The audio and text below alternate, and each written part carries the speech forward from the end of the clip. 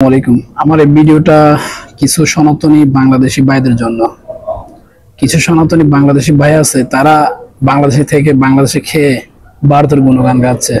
কোন একটা ইস্যু পেলেই ভারতের হস্তক্ষেপ চাচ্ছে ওরা। কেন রে ভাই? আমার বুদ্ধির বয়স আমি কখনো দেখি নাই ভারত আমাদের জন্য ভালো কিছু করেছে। হ্যাঁ, শুনেছি দাদা দাদি নানা নানি এদের থেকে শুনেছি যুদ্ধের সময় আমাদেরকে অনেক সাহায্য করেছে, কিন্তু এই না তো পুরো দেশটা বিক্রি করে দিয়েছি।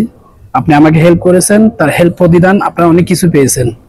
এবার বাংলাদেশকে ছেড়ে দেন, আর কতদিন খাবেন?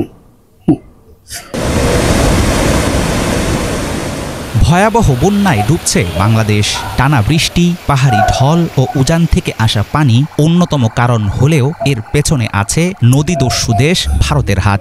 শুকনো মৌসুমে খরায় পুড়িয়ে ভরা বর্ষায় বাঁধ ছেড়ে দেওয়ার ব্যাপারে দিল্লির রয়েছে জঘন্য ইতিহাস। নিজেদের বাঁচাতে ৩১ বছর পর এবার দেশটি খুলে দিল ত্রিপুরার ডুম্বুর জলাধারের স্ল্যাব গেট।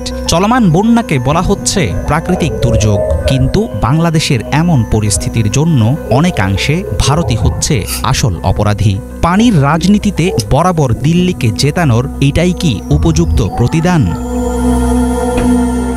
ঢাকার ঘনিষ্ঠ বন্ধু দাবি করে আসলেও দিল্লির একচোখা আচরণের কারণে রাজনৈতিক ও ভৌগোলিক দিক থেকে হুমকির মুখে আছে বাংলাদেশ।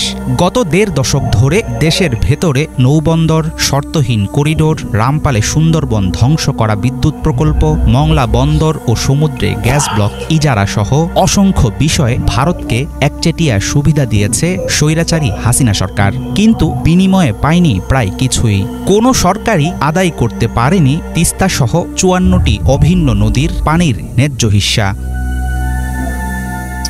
দীর্ঘদিন ধরে ভারতের একতরফা পানি প্রত্যাহার ও গজলডোবা বাঁধের কারণে প্রায় অচল ১৫০০ কোটি টাকা ব্যয়ে নির্মিত তিস্তা ব্যারেজ মরুভূমি হয়ে গেছে বিস্তীর্ণ অঞ্চল। ফারাক্কা বাঁধের কারণে পদ্মার ভাটি এলাকায় নেমে এসেছে চরম বিপর্যয়। মেঘনার উজানে বরাক নদে টিপাইমুখ বাঁধ বাড়াচ্ছে বাংলাদেশের বিপদ। প্রাণঘাতী হুমকি হয়ে দাঁড়াচ্ছে ভারতের আন্তঃনদী সংযোগ প্রকল্প।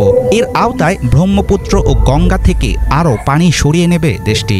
সেই পানি যাবে গুজরাট, হরিয়ানা, রাজস্থান, তামিলনাড়ুর মতো খরাপ্রবণ এলাকা।